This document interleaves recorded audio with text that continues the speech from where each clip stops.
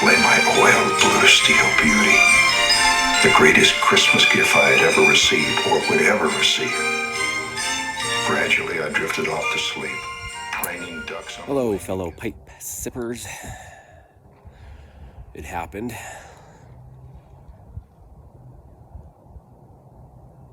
Winter finally found its way to Utah. At least to my neck of the woods of Utah.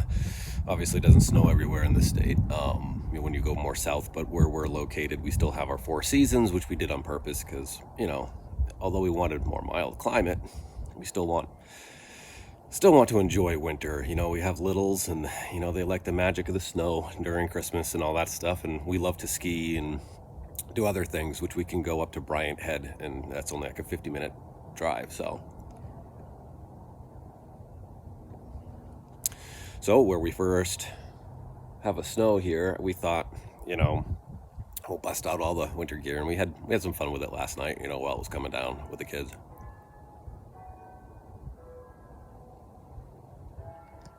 And so I also thought this morning, great time to do a review of a blend that's fitting for that time of season. Cornell Diehl's corn cob pipe and a button nose.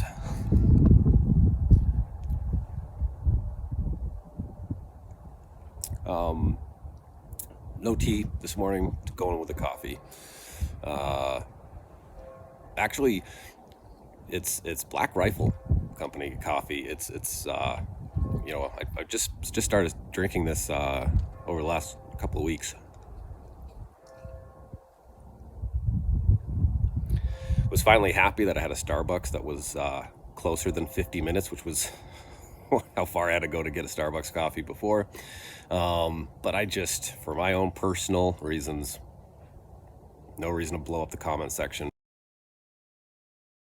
but for my own personal reasons, just Starbucks was going away that kind of chaps my backside. So I just figured to find something that was still good, but wasn't funding a cause that I personally, with my own convictions, don't subscribe to. So I'm not getting my coffee for free. I think I have like maybe 20 subscribers. So this is just me saying Black Rifle coffee is actually pretty good. I was actually just pretty impressed. So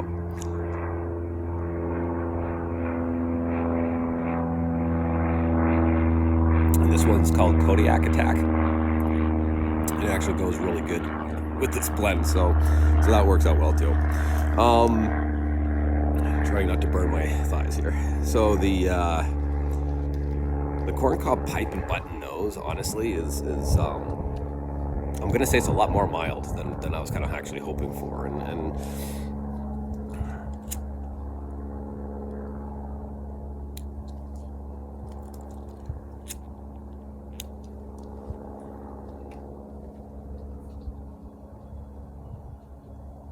it's Burley, Cavendish, and Virginia's. That's pretty much the blend. And then obviously it's flavored, right? It's an aromatic. So they have cacao, which is going to be more of a bitter chocolate, because it's the actual like unprocessed bean. And then it actually has cocoa or chocolate. And then it just has also like a light vanilla.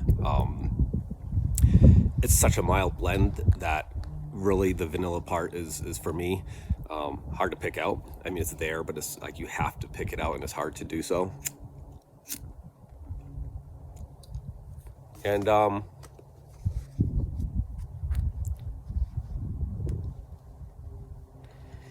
even say the chocolate aspect is mild. The cacao, the more bitter chocolate piece is definitely, I feel, is more there, more present.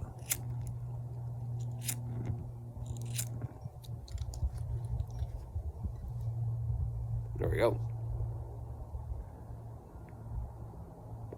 It got a little bit more breezy than I thought it would this early.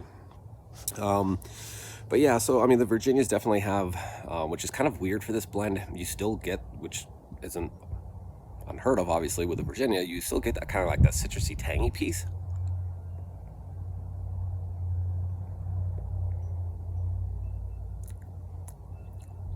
Which is kind of an odd element with the rest of the blend, because I mean, it's supposed to be this holiday blend, right? You're supposed to have, you know, the chocolate marshmallow kind of thing going on, which is there mildly. I mean, really, there's just, which is fine. I mean, a lot of people prefer their aromatics to not drown out the taste of the tobacco with the flavoring. It depends on the blend.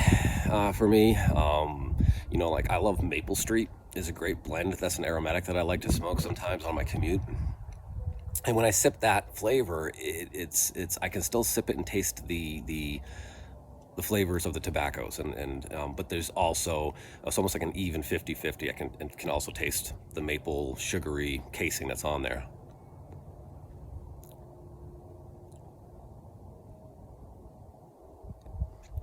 But when I sip this, there's definitely more of the natural flavor of the Cavendish. There's more of the natural flavor of the Virginias that are coming through to give it its sweetness, than there is for the flavoring. It's definitely not a 1-to-1 ratio by any means.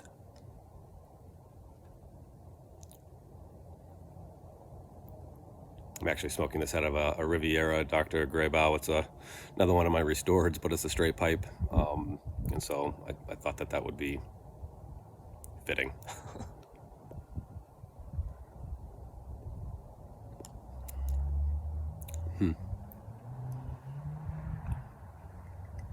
Now, surprisingly, especially because this bowl is a pretty smaller bowl for diameter, and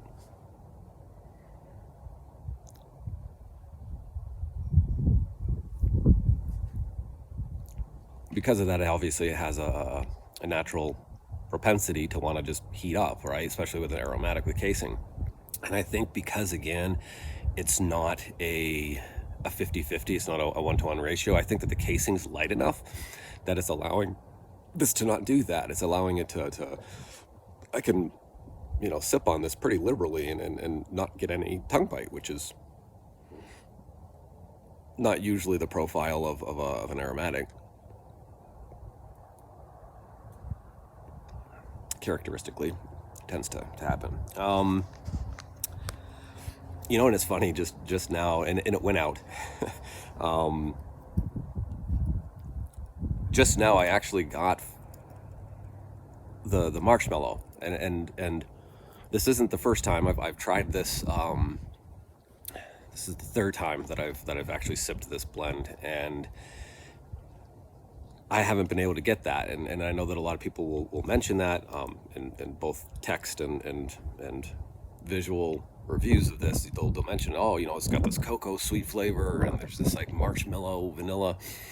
Yes, light vanilla. No, no marshmallow for me. I haven't been able to pick it out.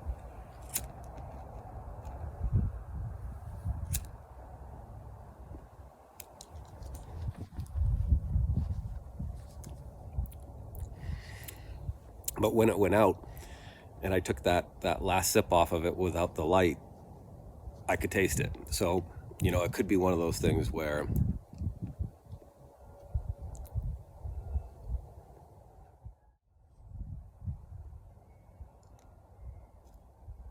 so with all that said, I'm going to say it's probably a safe bet that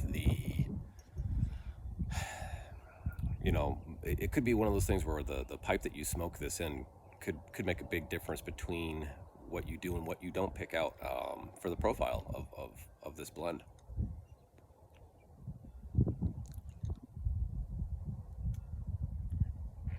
Because even though I have sipped this blend out of different pipes, it's only been a couple times, and you know, just looking back at it, I don't believe that I've smoked this blend out of one of my larger bowls that I keep for aromatics. It's been a lot of the smaller ones.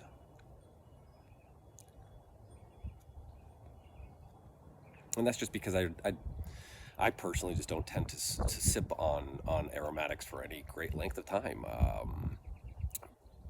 Obviously avoiding tongue bite, and just they're sweet, and you know what I mean. Who sits there and eats an entire chocolate cake?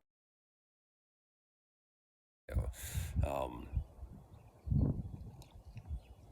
And because I keep certain pipes for certain types of aromatics. Multidolce has its own pipe, because it's one that I don't want the ghost of other flavors to be mixed with, right? Um,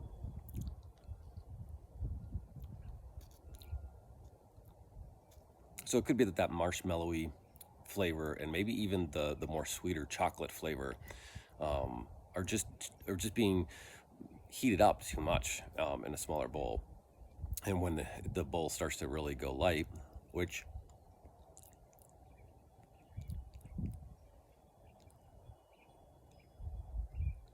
the more this is happening, like I'm trying to be very gentle now about the sips, and yeah, I think that this is one that you don't want to heat up very much because again, I don't think there's a lot of casing in this, a lot of flavoring. I think it's mild enough that you need to try to smoke it somewhat cool if you want to be able to get. I mean, obviously that's with every blend. I mean, if you hot box any blend, you're gonna lose a lot of the flavor. But I think because this one is such a light aromatic, I think it's more. Um, it's more of a concern. If you're going to heat it up, you're probably going to lose a lot.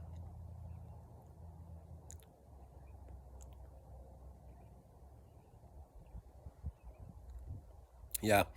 So I mean, I'd say that again that the cacao is very present, and I'd say that it's a lot of that cacao bitter chocolate, which gets sweetened by the natural aspect of what the Virginias and the Cavendish are bringing to the plate. Um,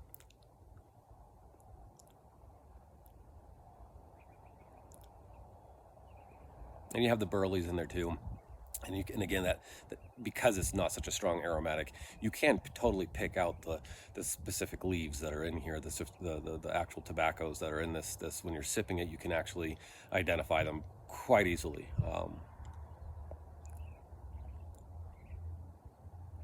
Which very well could have been what they were thinking when they made this blend, right? To not have it be this huge overpowering one. I personally would be very interested to see what the room note is on this. I don't smoke in the house typically. I will once in a huge while. Um, I have a review on this channel that was done in the house, at least one. But it's in my kitchen. The windows are open, and it was when the weather was warm, and so I just left the windows open, opened up another window, created a cross breeze, and poof, because it's pipe tobacco, it goes good. I mean, if you're not habitually sipping on a pipe, your home is not going to be just that smoker. The smoke's clinging to the walls and never goes away 14 years later. That's usually not what happens.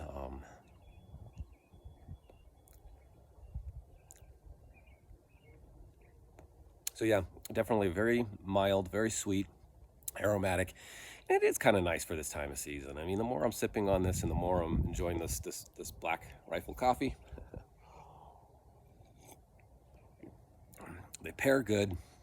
It matches the current temperature and my background, my current environment of a snowy ground. It's sweet, it's chocolatey. Um, yeah, I mean it's a fun blend. It's definitely a fun blend. So definitely, if anybody's had this, I'd love to hear what your comments are. I know that the blend has changed. I know the cut has changed too. Like this was more of a ribbon cut, although I think it was described on the tin as being that had already been rubbed out, but it's definitely more of a ribbon cut. I know that in previous years, I think 2017, this blend was a cube. That's not the case for this one that I have. So yeah, um, we'd love to know what you guys think.